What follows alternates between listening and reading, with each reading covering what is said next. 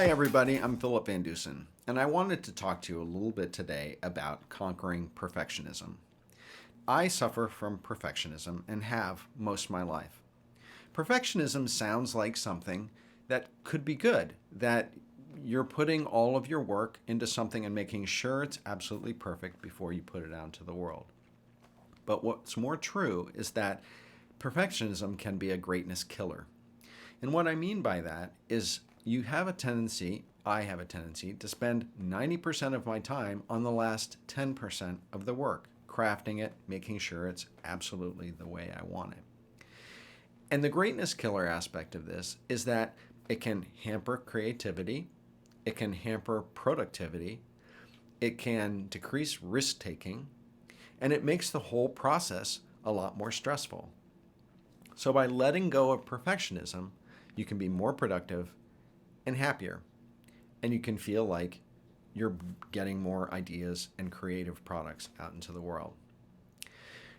The first step in conquering perfectionism is, like they say in 12-step programs, acceptance. Accepting that you are a perfectionist and recognizing that you may be spending 90% of your time on that last 10% of the work. And accepting that and starting to step back and look at yourself from a distance a little bit is the first step in making some changes.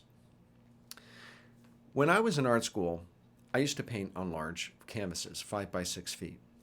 And that huge expanse of white canvas was very intimidating, and a lot of times I would get an idea in my mind of what my perfect painting would be, and I'd sit in my studio and stare at a white canvas and be absolutely paralyzed.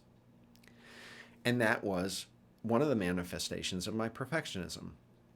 And one of the methods that I learned to combat it and that I used when I was in art school was just making a mark. And that is taking a brush and some oil paint and making a mark on the canvas. It didn't matter what it was, because it broke that white surface. It broke down the imposing aspect of not starting.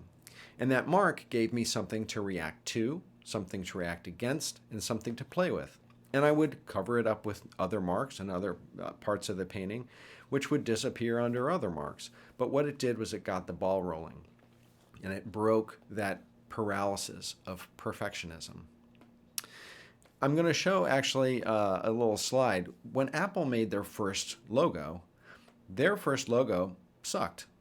It was way too busy, way too complicated, but they were getting it out there. Now, their logo now is so well known, probably 90% of the people in the population could probably draw it. It's so simple and it's so refined, but it is so far removed from when they first put their initial identity out there. It's a perfect example of shipping it, getting it out there. And that brings me to my next point. When you start off, you're going to suck a little bit. That's just the truth. When you're not spending all your time perfecting something, what you put out there may suck a little bit. And that's actually okay, because sucking a little bit actually makes you more human. It makes you more approachable. It makes you more acceptable to people who find that things that are too perfect, too polished, are off-putting. And so being vulnerable in that way can be really helpful to attracting people to you. It's actually kind of counterintuitive, but it's the truth. Another saying I use that's helpful to me is ship it, or fast, not perfect. And what I mean by that is getting something out into the world is the first step in making it better. It gives you the opportunity to react to it or against it, like I said when making my mark on the canvas. In Silicon Valley, they have a method called rapid prototyping, where they take an MVP, which is a minimum viable product, software or website, and they put it out into the world and they get consumer feedback. And then they iterate the design or the product in a response to that feedback. That's very much what you do when you're trying to conquer your perfectionism.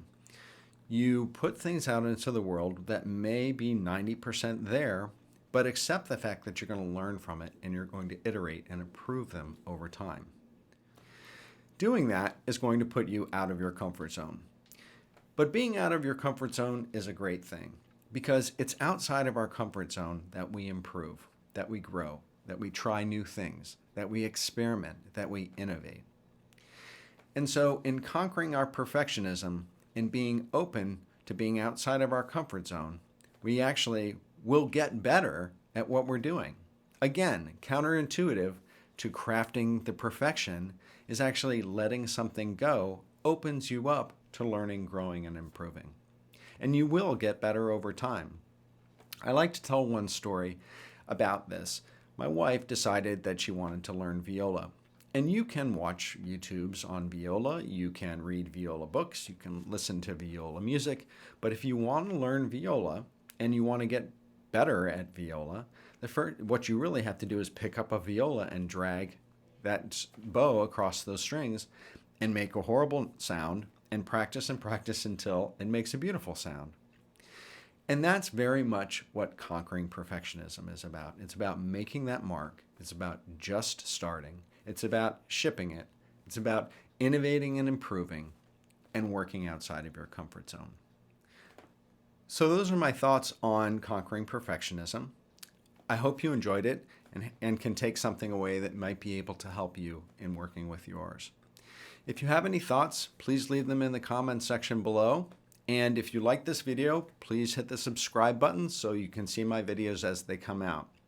Also, if you'd like to visit me at philipvandusen.com, I'd love to talk to you about your brand. Thanks very much for watching, and I'll see you again soon. Bye for now.